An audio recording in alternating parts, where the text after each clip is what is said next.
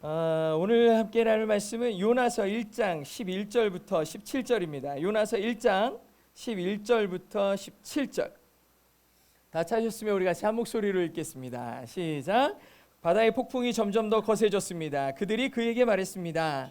바다를 진정시키려면 대체 우리가 너에게 어떻게 해야 하느냐? 그가 대답했습니다. 나를 들어서 바닷속에 던지십시오. 그러면 바다가 잠잠해질 것입니다. 이렇게 엄청난 폭풍이 당신들에게 닥친 것은 나 때문이라는 것을 잘 알고 있습니다. 그러나 그들은 육지로 돌아가려고 힘껏 노를 저었습니다. 그래도 소용이 없었습니다. 바다의 폭풍이 더 거세졌습니다. 그러자 그들이 여호와께 부르짖었습니다. 여호와여, 제발 이 사람의 목숨 때문에 저희가 죽게 하지 마십시오. 죄 없는 피 흘림을 우리가 책임지게 하지 마십시오. 여호와여, 주께서는 원하는 대로 하십시오. 그리고 그들은 요나를 들어서 바닷속으로 던졌습니다. 그러자 사나운 바다가 잠잠해졌습니다. 그들이 여호와를 크게 두려워해 그들은 여호와께 희생제물을 드리고 서원했습니다. 여호와께서는 큰 물고기를 준비하셔서 요나를 삼키게 하셨습니다. 요나는 그 물고기 뱃속에서 3일 밤낮을 보냈습니다. 아멘. 오늘 함께 나눌 말씀의 제목은 나를 들어 바다에 던지라입니다. 나를 들어 바다에 던지라. 오늘은 수련의 마지막 날입니다. 오늘 말씀은 지난주에 이어서 나를 들어 바다에 던지라라는 말씀의 제목으로 요나의 말씀을 함께 나누려고 합니다. 지난 수련회를 통해서 나를 안다라고 하시는 주의 음성을 우리가 듣는 시간이 되었는데요. 그리고 다시 오늘 요나를 보는 겁니다. 벳사람들은 자기들이 만난 이 엄청난 폭풍우의 원인이 요나라는 사실을 알게 됐어요. 동시에 이 폭풍우를 멈출 수 있는 유일한 방법도 요나라는 사실을 알게 됐습니다. 그래서 요나에게 묻는 거죠. 바다를 진정시키려면 대체 우리가 너에게 어떻게 해야 되느냐 물어봐요. 요나는 이 질문에 나를 들어서 바닷속에 던지십시오라고 대답합니다. 요나의 결단은 바라보는 지점에 따라서 전혀 다른 모양으로 비춰질 수 있어요. 먼저 볼 수 있는 방법, 자신의 불순종으로 인해 일어난 이 폭풍우 앞에 자기의 죄를 회개하는 모습으로 나를 바다에 던지세요라고 얘기했을 수도 있고요. 또 하나는 싫다는 사람에게 이렇게까지 해야 하냐며 아주 극단적으로 그냥 나를 죽이세요, 하나님한테 반항하듯이 나를 죽이라고 바락바락 대드는 모습으로 비출 수도 있습니다. 제가 요나의 모습이 이렇게 두 번째 모습으로 보이기도 했던 이유가 요나가 했던 말을 자세히 보니까 자기를 들어서 바다에 던지라고 뱃사람들한테 요구하지 않습니까? 아니, 자기가 바다에 뛰어들어서 폭풍우가 멈출 것 같으면 지가 뛰어들면 되지 사람들한테 뭐라고 얘기해요? 나를 들어서 바다에 던지라는 거예요.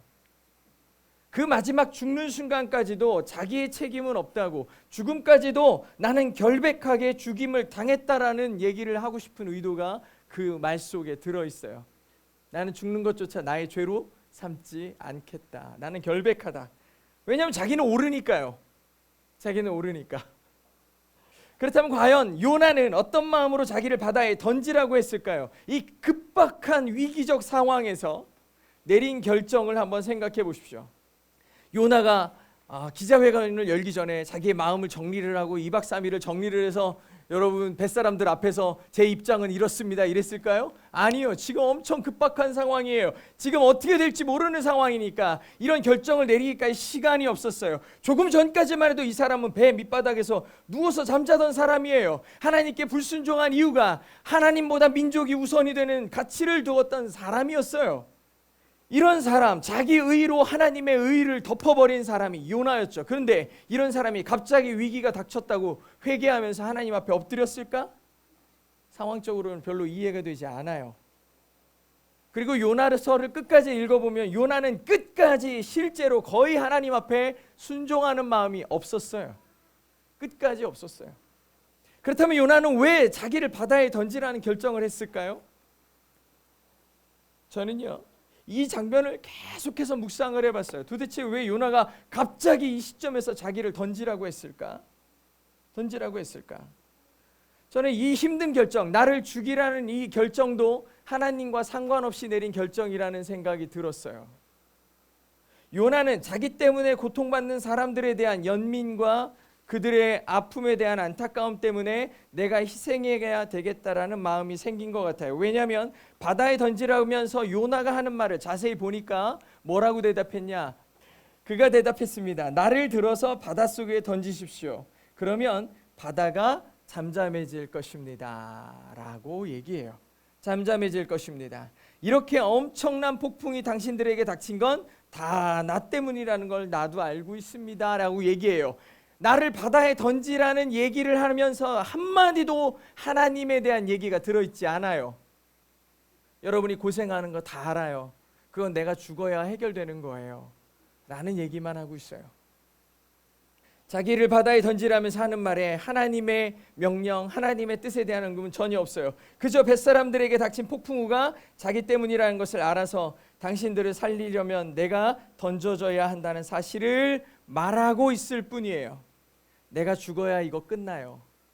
내가 죽어야 끝나요. 그러면 여기에서 무슨 은혜를 받겠느냐 싶겠지만 요나의 이 말이 이 시대의 교회와 성도들에게 던져지는 메시지는 굉장히 강력합니다. 잘 생각해 봐야 돼요. 처음 요나가 하나님의 말씀을 듣습니다. 하나님께서 하나님의 계획을 요나에게 말씀해 주시죠. 근데 그 말씀에 반기를 들고 니느웨가 아니라 다시스로 가는 배를 탄 사람이 요나예요.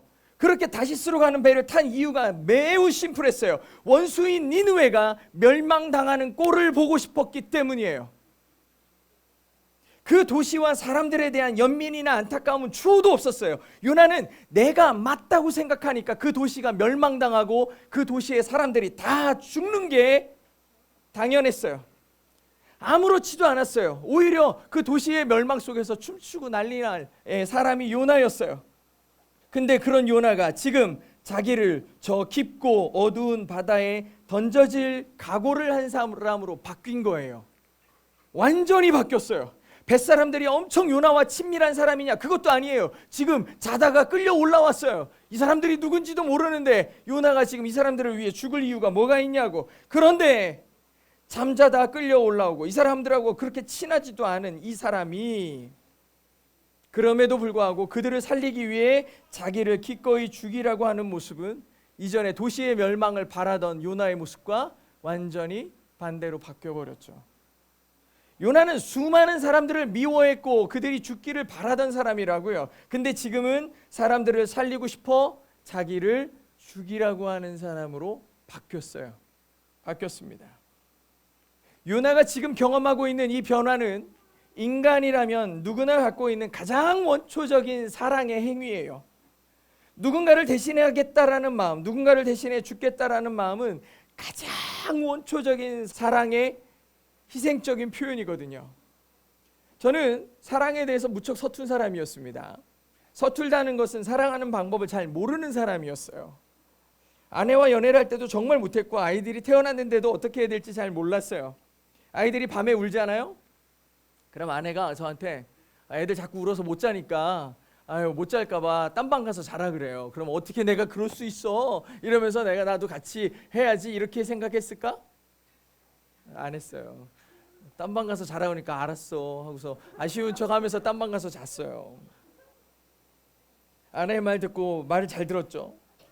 근데 아내나 아이들을 위해서 희생한다는 것에 대해서 마음이 없었다기보다는 진짜 몰랐던 것 같아요. 근데 아내가 아이를 위해서 그렇게 열심히 희생하고 수고하는 모습을 보면서 조금씩 배웠던 것 같아.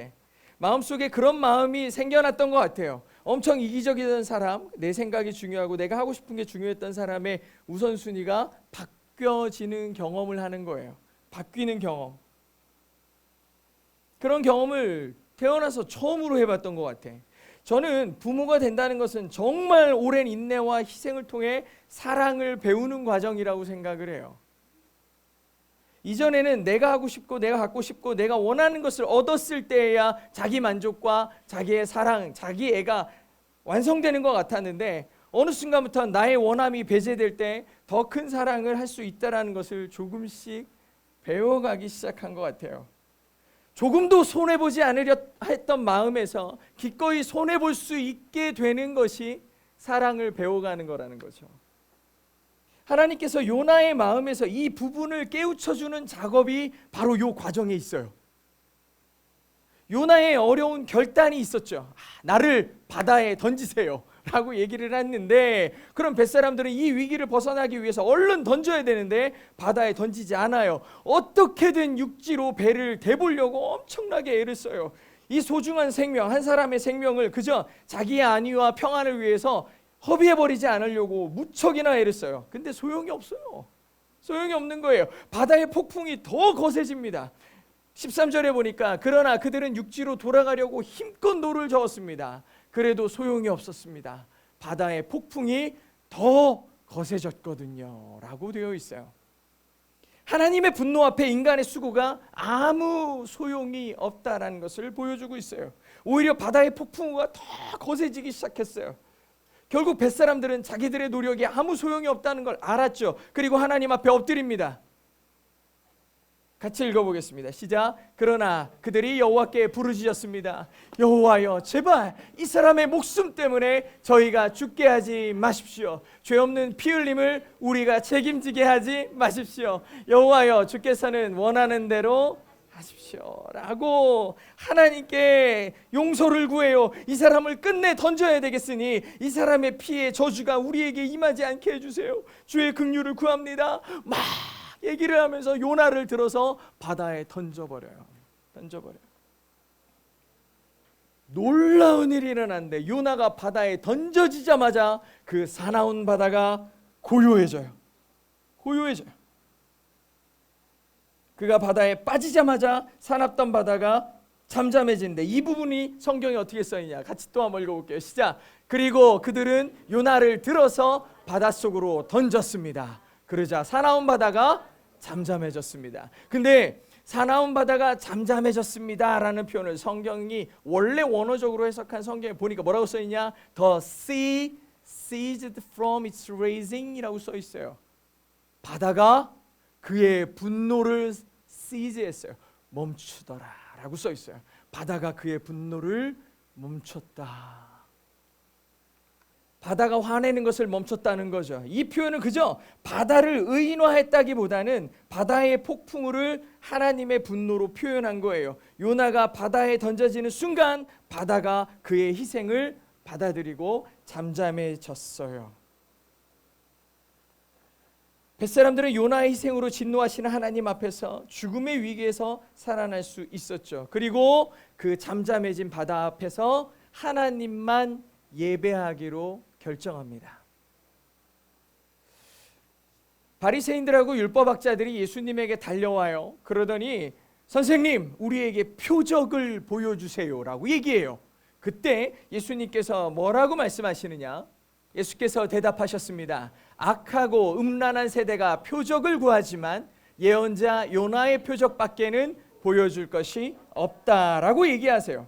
사실 저는 요나를 썩 좋아하지 않아요. 너무 이기적이야. 너무 자기의가 강해서 하나님의 말씀에도 거절하는 그런 요나 같은 사람이 나도 될까 봐 무섭거든요.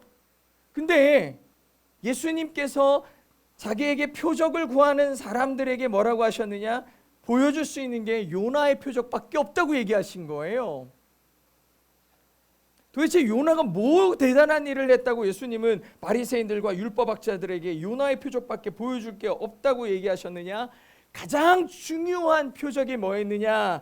요나가 뱃사람들을 살리기 위해 그들을 대신해 죽기로 작정했다라는 게 요나의 표적의 핵심이었어요. 물론 요나는 하나님의 은혜로 물고기 뱃속에서 살아남죠. 예수님이 십자가에 죽으시지만 요나는 살아남아요. 하지만 말 그대로 요나의 표적이 뭐예요? 사인이에요. 사인. 우리가 도로 표지판에 여기로 가면은 서울입니다 써 있다고 해서 표적에 이 표지판에 서울이 뭐 있고 그 안으로 들어가 버리는 거 아니잖아요. 표적을 따라서 쭉 가보니 그곳에 서울이 있는 거죠. 요나의 표적, 예수님을 드러내는 거예요. 이런 표적을 완성하는 그 자리에 갔을 때 예수님이 이루신 일들을 보여주는 거예요. 예수님께서 이 시대에게 보여주겠다라고 하시는 요나의 표적은 우리를 살리시기 위해 그가 대신 죽으시겠다라는 걸 요나의 표적으로 내가 너희에게 뭘 보여주겠느냐라고 얘기해 주시는 거예요. 물론 요나의 죽음과 예수님의 죽음을 동등하게 볼 수는 없죠. 하지만 예수님의 말씀의 의도는 요나의 희생이 예수님을 드러내는 모형, 즉 사인, 표적이었다라고 얘기하신 거죠. 예수님은 예수님을 믿는 사람들을 위해서 하나님의 진노 앞에, 그 폭풍우 앞에 분노를 그치기 이전에 그 바다 한가운데 있는 그 주님의 진노의 손에 붙잡혀 있는 우리들, 그들을 대신해서 그가 던져짐으로 그 진노가 멈춰지는 걸 보여주셨어요. 요나가 바다에 던져짐으로 그 바다가 잠잠해지듯이 예수 그리스도의 죽음을 믿는 자들, 그들에게 예수 그리스도의 죽음은 하나님의 진노를 멈추게 하고 하나님과 나를 화해하게 해 주셨어요. 그리스도의 죽음은 그런 의미의 요나의 표적입니다. 예수님은 예수님을 믿는 사람들 진노 가운데 어떠한 정죄함도 받지 않게 하시기 위해 그의 모든 피를 십자가에서 흘려내셔서 우리를 온전히 정결케 하셨어요. 우리가 예수 그리스도를 믿어도 온전히 구원받을 수 없다고 착각하는 이유가 뭐예요? 그의 보혈에 그 능력을 의심하기 때문이에요. 한 90%쯤 우리를 탕감해 주셨고 나머지 10%는 우리가 애써야 돼, 노력해야 돼. 그러니까 그리스도의 보혈을 온전히 의지하지 못하는데 예수 그리스도의 보혈은 우리를 완전히 정결케 하셨어요. 완전하게 하셨어요. 폭풍우를 만났던 배는 요나를 바다에 던지자마자 잠잠해졌어요. 잠잠해졌어요. 이제 모든 것이 정상으로 돌아온 것 같아요. 잠잠해졌어요. 여러분, 근데 놀라운 일이 일어나요. 그 잠잠함 앞에 서 있는 뱃사람들의 마음은 어땠을까요? 같이 잠잠해졌을까? 아니, 지금 난리 요동이 쳤잖아요. 근데 그게 이제 파도가 다 잠잠해졌어요. 그때 뱃사람들의 마음이 어땠을까? 한번 볼까요? 같이 읽어보겠습니다. 시작. 그들이 여호와를 크게 두려워해 그들은 여호와께 희생 제물을 드리고 서원했습니다 라고 써 있어요. 뱃사람들의 심정은 두려워지기 시작했어요. 두려워지기 시작했어요. 그 이전에는 폭풍우 때문에 두려웠는데 잠잠한 바다를 보면서 여호와로 두려워지기 시작했어요. 여러분, 이 사람들은 원래 뭐 하던 사람들이에요? 그 밑에 1장 5절에 보니까 선원들이 두려워했는데 뭐 때문에?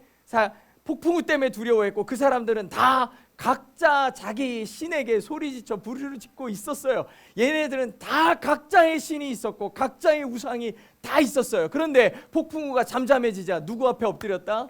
하나님 앞에 엎드립니다. 하나님 앞에 엎드려요. 그 하나님을 두려워했어요. 여러분, 경외한다라는 표현이 있어요. 하나님을 경외하는 것이 사람에게 지식과 지혜의 근본이 되거든요. 근데 경외가 뭐냐? 두려워하는 거예요. fear예요. 이 사람들도 하나님을 두려워하기 시작했어요. 지혜가 생겨나기 시작했어요. 하나님을 두려워하기 시작했어요. 각자의 신에게 부르짖던 사람들이 이제 하나님 앞에 부르짖기 시작해요. 그의 모든 것을 가져다가 희생제물을 하나님께 드리고 바우했어요. 서원했어요. 내가 평생 이제 주님만을 믿겠습니다. 내가 하나님만을 신으로 섬기겠습니다라는 서원을 했어요. 서원을 해요. 그들은 잠잠한 바다 앞에서 하나님의 위엄과 위대하심을 깨닫게 된 거예요. 그 잠잠이 해결되었다. 해결되었다. 우리도 하나님 앞에 끊임없이 분노한 치열한 인생 가운데 하나님 앞에 엎드려요. 하나님 살려주세요. 그래서 살아나면은 자기가 잘했어.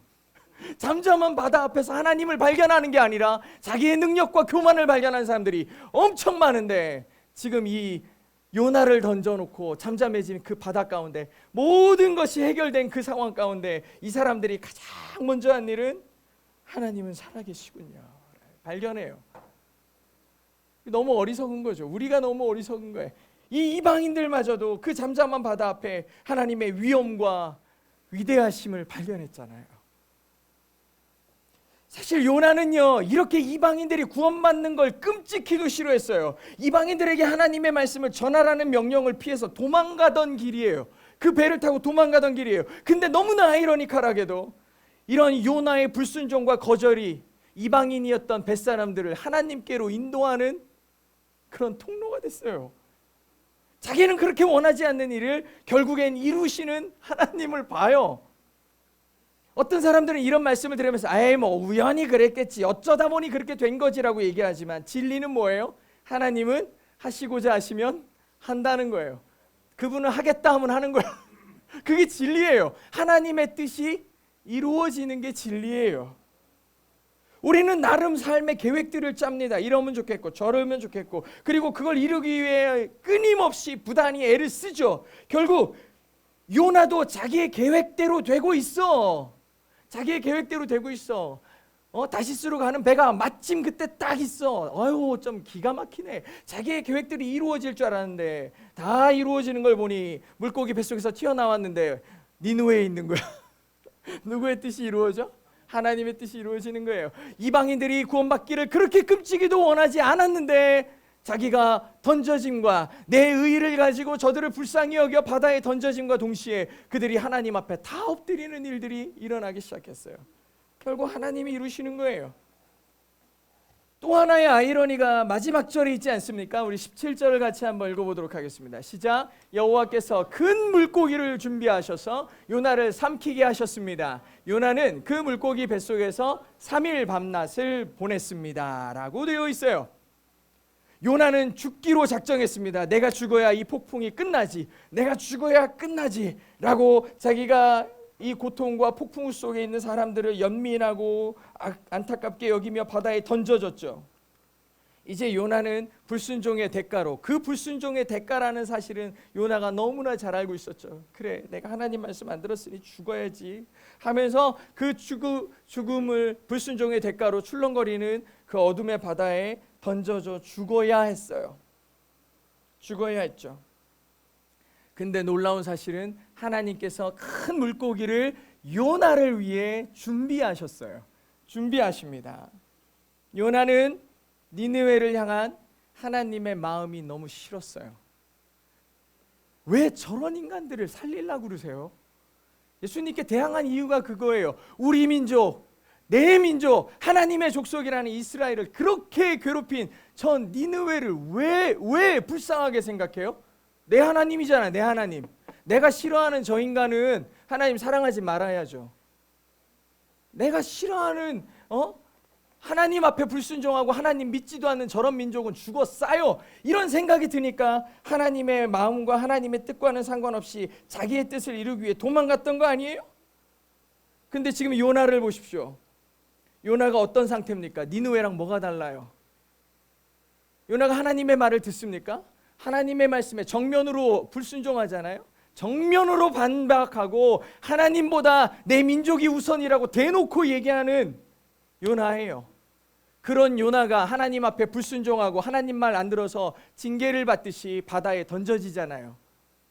진짜 말 안 듣는 요나, 진짜 하나님의 뜻과 정반대로 가는 요나가 바다에 던져져서 죽음 직전에 바다에 떨어지고 있는 거예요. 니느웨도 하나님의 심판 앞에 직전에 있는 거예요. 근데 누가 왔어요? 물고기가 왔어요. 물고기가 왔어요. 하나님이 보내신, 하나님이 어노인트한 물고기가 와가지고 요나를 삼켜요. 하나님께 왜 이렇게 사랑을 낭비해요 도대체? 저런 사람들한테 줄 사랑 있으면 나한테 주세요라고 얘기하는, 때를 부리는 그 요나, 하나님의 말씀에 불순종한 요나를 하나님은 또 그 요나를 위해 사랑을 낭비하시잖아요. 왜 저런 애 왜 살려? 이렇게 말 안 듣는 애 그냥 빠져 죽게 두지. 우리 딱 생각할 때 어때요? 쟤 죽어야지. 하나님 말 안 들었으면 혼나야지. 우리 끄떡하면 그런 얘기 하잖아요. 에휴, 교회 제대로 안 다니고 하나님 말 지겹게 안 들으니 아주 그냥 두드려 맞았구나. 네가 그렇게 징계를 당했구나. 우리 너무 말 쉽게 하잖아요. 요나랑 뭐가 달라? 근데 요나가 바다에 빠져 죽을 때 하나님이 요나를 향해 그의 사랑을 낭비하시잖아요. 살려주시잖아요. 물고기 보냈다니까요. 살려주잖아. 그 불편한 사랑이 요나를 살려요. 불순종하고 악했던 그를 향한 하나님의 긍휼이 이 가운데 부어지잖아요. 요나는 죽지 않고 살았어요. 요나는 죽지 않고 살았어요. 요나가 그렇게 싫어한 하나님의 넘치는 사랑이 그도 살려냈습니다. 그도 살려냈어요. 그리고 그 물고기 뱃속에서 3일 밤낮을 보냅니다. 오늘 말씀의 제목이 나를 들어 바다에 던지라 아닙니까? 나를 들어 바다에 던져라. 요나가 하나님의 말씀에 불순종하며 달아나는 모습은 괘씸해 보였지만 자기로 인해 고통받는 사람들을 위해 희생하겠다는 마음은 고상한 거예요. 하나님의 마음을, 주님의 심정을 닮은 거죠. 자기로 인해 고통받는 사람들을 위해 희생하겠다는 마음이죠. 그리고 그의 희생으로 벳사람들은 정말 하나님을 믿게 됐습니다. 요나의 행동은 처음부터 끝까지 자기를 위한 거였어요. 하지만 결국 하나님의 뜻이 그를 통해 이루어지는 것을 우리에게 보여주세요. 우리에게 보여주세요. 잠잠한 바다 앞에서 창조주 하나님의 위대하심을 보게 된 벳사람들의 예배를 우리가 기억해 봐야 돼요. 우리는 이 악한 시대에 어떻게 하나님의 높고 위대하심을 드러낼 수 있을까를 고민해야죠. 세상이 악하다고만 얘기하지 우리는 무슨 대안이 있냐고. 그들을 긍휼히 여겨요? 그들을 안타깝게 여기나요? 우리 마음속에 세상을 향한 연민이 있냐고. 우리를 바라보는 거예요. 오히려 나의 높고 위대함을 드러내고 싶어서 안달난 모습들이 곳곳에 가득해요. 내가 맞다고, 나는 그저 억울할 뿐이라고. 그걸 드러내기 위해서, 자기를 증명하기 위해서 얼마나 많은 사람들이 다시 쓸어가는 배를 타는지 몰라요. 모진 폭풍우 속에서도 자기 의를 이루기 위해, 자기가 생각하는 최선을 위해 얼마나 열심히 노를 젓는지 몰라요. 다 살아보자고 막 노를 있는 대로 짓는. 그럴 때마다 하나님의 진노는 더 강해지는 거예요. 결코 이룰 수 없는 나의 의를 위해 애쓰는 모습들 가운데 하나님의 진노는 강력해져요. 폭풍우는 더 세지는 거예요. 하나님 앞에서 우리는 아무것도 아니라는 것을 더욱 실감하게 될 뿐이라는 거죠. 유일한 방법은 뭐냐? 우리를 바다에 던지는 거예요. 이 폭풍우를 멈출 수 있는 방법, 우리를 바다에 던지는 것뿐입니다. 이 시대의 교회와 성도들이 바다에 던져져야 돼요. 세상을 살리는 방법은 그렇게 바다에 던져지는 우리를 보는 거예요. 하지만 교회와 그리스도인들의 아집과 독선, 하나님의 말씀을 따르기보다 하나님에게 내 말 좀 들으라고 소리 질러대는 요나들이 판치는 모습은 세상 어느 누구도 하나님을 하나님으로 보게 할 수 없습니다.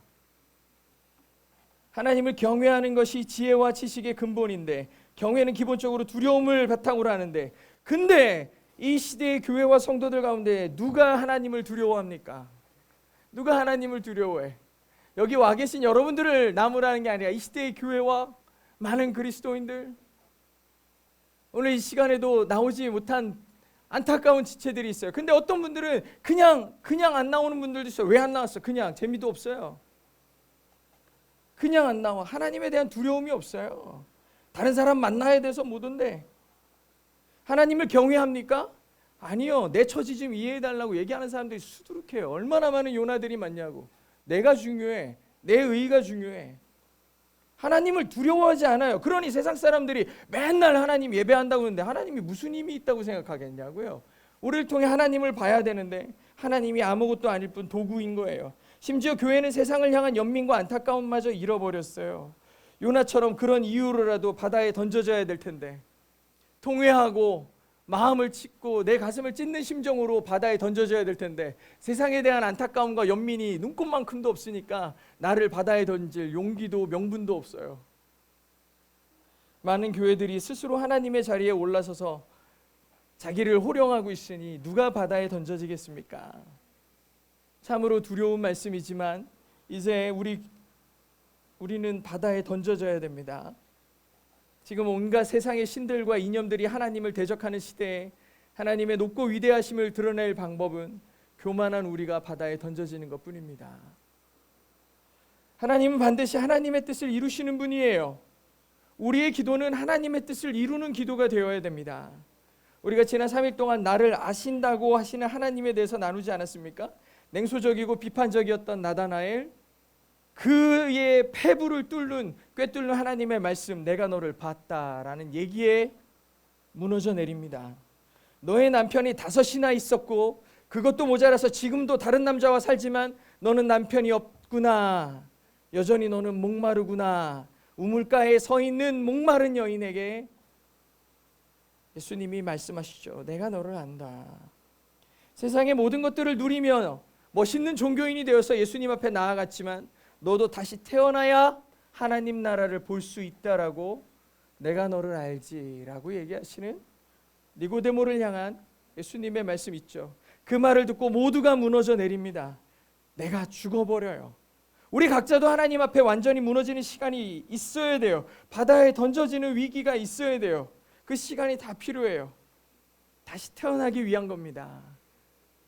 사랑하는 우리 동행의 성도들 모두의 삶에 하나님의 놀라운 일들이 이루어질 수 있기를 주의 이름으로 축복합니다.